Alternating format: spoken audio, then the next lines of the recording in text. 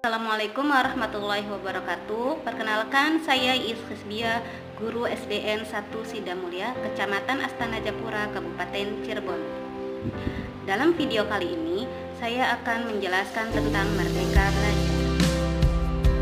Tujuan pembuatan video yaitu 1. Menyelesaikan tugas mandiri, 2. Berbagi ilmu dan pengalaman dengan rekan guru lainnya. Merdeka Belajar. Merdeka belajar adalah suatu pendekatan yang dilakukan agar siswa dapat memilih pelajaran yang diminati.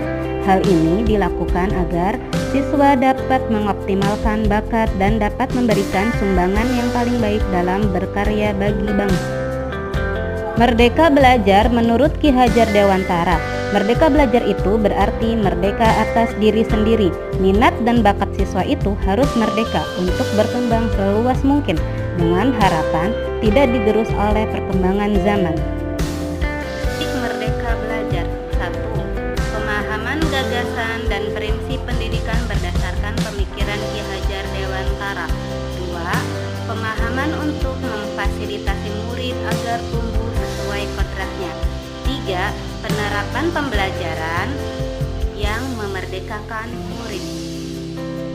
Modul Merdeka Belajar: mengenali diri dan memahami diri sebagai pendidik, mendidik dan melatih kecerdasan budi pekerti, mendidik dan mengajar, pendidikan yang mengantarkan keselamatan dan kebahagiaan, serta mendampingi murid dengan utuh dan menyeluruh. Mengenali diri dan memahami diri sebagai pendidik. Pendidik mampu mengenali kekuatan dan kelemahan diri. Pendidik mampu mengenali karakteristik dan kebutuhan murid.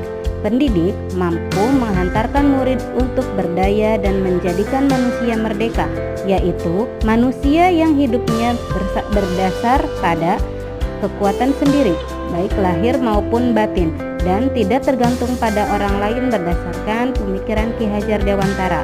Pendidik juga menuntun kekuatan kodrat yang ada pada siswa agar dapat mencapai keselamatan dan kebahagiaan setinggi-tingginya, serta pendidik mampu menghayati pribadi sebagai manusia merdeka untuk terus belajar. Mendidik dan mengajar. 1. Mendidik menyeluruh, yaitu pendidikan menuntun murid untuk tumbuh dan berkembang sesuai kodratnya, untuk memajukan budi pekerti, pikiran, dan jasmaninya. 2. Pendidikan selama 1 abad, yaitu sistem Among dan sistem pendidikan yang humanis dan transformatif. 3.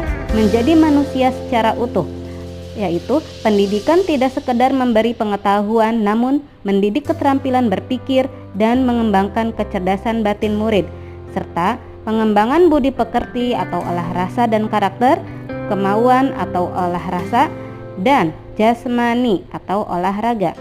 Mendampingi murid dengan utuh dan menyeluruh. Kodrat alam. Pendidik bergerak secara dinamis menyesuaikan keadaan yang bergerak begitu cepat. Setiap murid dilahirkan dengan kodrat alam yang berbeda-beda. Kodrat zaman. Kita tidak bisa mencegah perubahan zaman, sehingga cara mendidik dan mengajar terus disesuaikan dengan perkembangan zaman. Guru dapat merancang pembelajaran yang sesuai dengan asas trikon. Asas trikon yaitu kontinu atau kemajuan yang berkelanjutan, konvergen, terbuka dengan kebudayaan dunia, dan konsentris, kebudayaan bangsa. Mendidik dan melatih kecerdasan budi pekerti. Budi pekerti adalah perpaduan cipta, rasa, dan karya.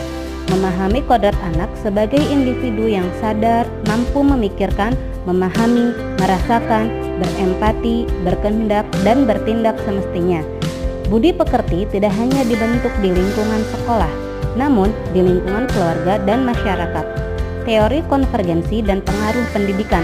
1.